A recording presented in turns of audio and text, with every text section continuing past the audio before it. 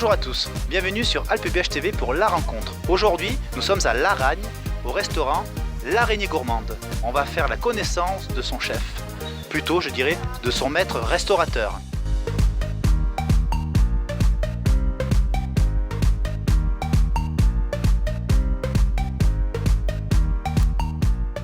Nous voici à l'intérieur du restaurant L'Araignée Gourmande en compagnie de Thierry. Bonjour Thierry. Bonjour. On va parler un peu de toi d'abord. J'ai appris que ta vie n'était pas tracée pour être restaurateur. Tout à fait, en fait je suis fils de paysans, donc de Bretagne, donc tout près de Dinan dans les Côtes-d'Armor. Et voilà, donc non, je suis fils, petit-fils, arrière-petit-fils de paysans et j'ai choisi notre voie. Comme quoi, hein. Tu as commencé ta carrière pas loin de la Reine d'ailleurs. Alors oui, c'est un peu le chemin était un peu long, on va dire. Donc j'ai passé 8 ans à la bonne étape à Château-Arnoux, chez Janie et Pierre Glaise. Pendant 8 ans? Durant 8 ans. En fait, avant j'étais dans le Pays Basque, une maison étoilée également. Mon armée à Versailles, au cercle militaire des officiers à Versailles, et un petit peu dans le Loiret, mon premier poste de commis de cuisine, où j'ai beaucoup appris d'ailleurs. Il faut dire que Thierry a un palmarès, alors surtout pour cette année, qui est assez impressionnant, hein. Donc, il est maître restaurateur, disciple Escoffier, référencé dans le guide Michelin, Gold Millau, le guide Hubert, le guide du Petit Futé, le Routard, le Bottin Gourmand. Ça fait pas mal, hein?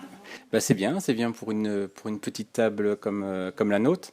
Voilà, il y a quelques années, on était loin de penser à tout ça. On essaye de rester les pieds sur terre. Voilà, puis voilà, une politique de faire venir, revenir, et le travail paye un jour, on va dire. Voilà. Oui, ce qui est bien en plus, c'est que c'est un côté relativement sympa, hein, le restaurant. C'est pas du bling bling, c'est vraiment classe mais soft, je trouve. C'est vraiment. C'est ça, en fait, la déco de la salle est toute simple, mais très très bien réfléchie par mon épouse Michael, qui s'est occupée du choix des tissus, de la matière, du revêtement des chaises, de la couleur des murs. Donc voilà, c'est un travail d'équipe. Tu le dis souvent d'ailleurs, hein. Ça, c'est très important, parce que voilà, on parle toujours que du chef, mais il y a une équipe autour qui s'agite, et voilà, tout seul, on fait pas grand-chose. Alors, ce qui est bien pour une vallée comme chez nous, c'est que Thierry a quand même une notoriété, hein. Il est passé à la radio, il est même passé à la télé, dans les journaux, et malgré ça, il a toujours la tête sur les épaules, et toujours son équipe en avant. Aussi. C'est ça, c'est très, très important, parce que, comme je disais tout à l'heure, voilà, seul, je pourrais pas y arriver. Donc on a deux personnes à mi-temps pour la vaisselle. J'ai une personne à temps plein avec moi en cuisine, un apprenti qui est là depuis septembre, qui s'adapte, qui a envie de progresser. Voilà, et mon épouse seule en salle, qui a parfois un stagiaire ou une stagiaire qu'on lui envoie de Sisteron ou d'ailleurs. Voilà, en fait, on a la chance d'avoir un effectif qui est le même toute l'année, que ce soit au 15 août ou... Combien d'employés?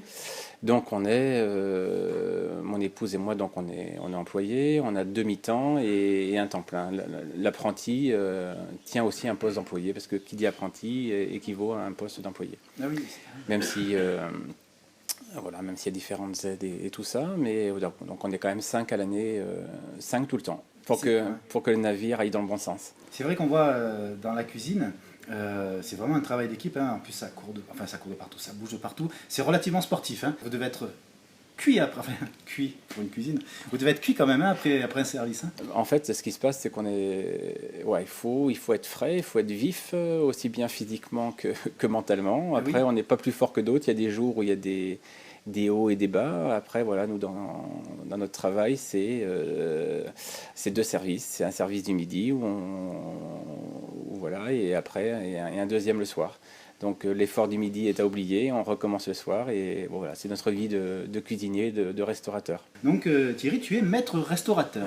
Qu'est-ce que c'est un maître restaurateur? Un maître restaurateur, donc c'est une distinction donc faite par la préfecture.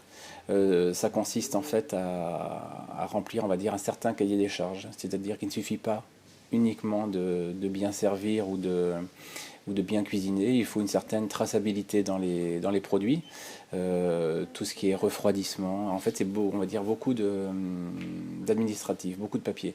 C'est-à-dire que si un jour on se fait contrôler pour une provenance de viande, de poisson, une préparation, à savoir si elle était refroidie correctement, tout ça, on doit pouvoir montrer les preuves. Maître restaurateur, ça aurait pu être un autre nom peut-être. Nous, c'est notre façon de voir, de travailler un maximum de produits frais.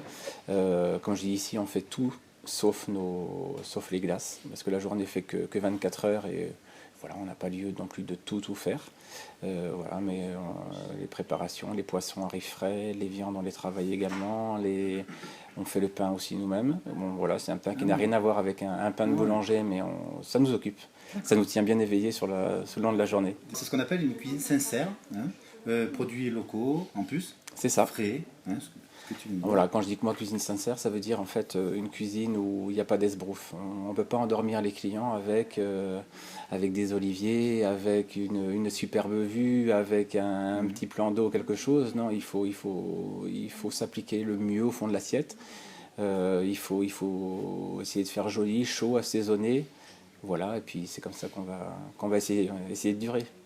En parlant de produits frais, etc., qu'est-ce qu'on trouve alors dans les plats, dans les menus? Alors, on a souvent des préparations à base de fromage. En ce moment, par exemple, on prépare dans l'un des menus, on fait un saumon des labels rouges d'Écosse, préparé avec une mousse de brousse de Laragne. Donc, il y a toujours on essaie toujours de faire travailler les producteurs locaux. Voilà, quand c'est les pommes, il y en a, on va dire, pratiquement, il y en a toute l'année, donc il y a toujours un dessert à la pomme ou une préparation à la pomme. Les poires, c'est la même chose, suivant les saisons. On travaille les l'épeautre, on travaille l'agneau. Voilà, après, on fait une cuisine, on va dire, traditionnelle, qui peut paraître simple au fond de l'assiette, mais qui nous demande déjà beaucoup, beaucoup de travail. Il faut cuire, il faut braiser, il faut travailler, il faut laisser des temps de repos au poisson ou à la viande pour que la chair soit bien tendre. Voilà, c'est un métier. Alors récemment, le restaurant a eu un bib gourmand dans le guide, un des guides Michelin, hein, c'est ça, c'est un guide Michelin. C'est ça, le guide Michelin. Donc en fait, là c'est le guide pour les petites tables. Donc on va figurer aussi dans le gros qui va sortir lundi 1er février. En fait, on a eu une distinction qui consiste à... En fait, il fallait avoir un menu qui ne dépassait pas 32 euros pour 2 entrées au choix, 2 plats au choix et 2 desserts au choix. Nous, on propose donc 2 entrées au choix, 2 plats, fromage en plus et 2 desserts au choix pour 29 euros. On est les seuls sur les 0,4 et le 0,5. C'est ça, oui, c'est ça. Et donc du coup, ça fait plaisir, c'est un travail d'équipe et c'est ce que je dis toujours et ça fait 10 ans, on va attaquer la 11e année et ça fait plaisir, c'est la cerise sur le gâteau, quoi. Le guide Michelin écrit sur le restaurant, je note la phrase parce que j'ai trouvé que c'était bien sympa. Cette table saura vous prendre dans sa toile. Cadre lumineux, cuisine traditionnelle, généreuse, service efficace et prix doux. Voilà. En fait, ça, donc le prix doux, c'est le synonyme donc, du bib gourmand. En fait, on a toujours été, j'espère garder cet esprit de restaurant où on peut venir, je pense, assez facilement et voilà, pas faire un restaurant, on va dire, élitiste où vous mettez des prix monstrueux. Et voilà, donc nous, le but du jeu, c'est faire revenir le plus souvent possible. Donc après, c'est à nous aussi de modifier nos menus et de faire ce qu'il faut pour ne pas faire que la clientèle s'ennuie. Bon, voilà. L'envie, on l'a toujours et voilà, donc on s'endort pas. La particularité, en ayant aussi une renommée, c'est que il y a des gens connus qui sont venus dans le restaurant, quand même, qui sont venus manger. Oui, certains. On a eu un ancien président de la République, c'était Nicolas Sarkozy. On a eu Monsieur Drucker aussi, Michel Drucker, qui était en tournage pour l'émission Vivement le dimanche à Treskilou, juste à côté. On a eu Harry Vatanen, Fabienne Thibault, Sébastien Loeb, mais c'était au tout début, donc je crois que c'était en 2005 lorsqu'on est arrivé. Ça fait plaisir d'avoir la visite de ces gens-là, quoi. C'est vrai que le restaurant, c'est un nom un peu particulier, l'araignée gourmande. Alors, gourmande, peux comprendre, mais pourquoi l'araignée, Thierry? Alors, aragne en provençal, ça veut dire l'araignée. En fait, ce nom, en fait, cette dénomination a été donnée par les anciens propriétaires qui ont fait un travail remarquable durant 10 ou 11 ans. Et voilà, donc du coup, on s'est dit pourquoi changer, pourquoi modifier tout. Les gens connaissaient déjà le nom.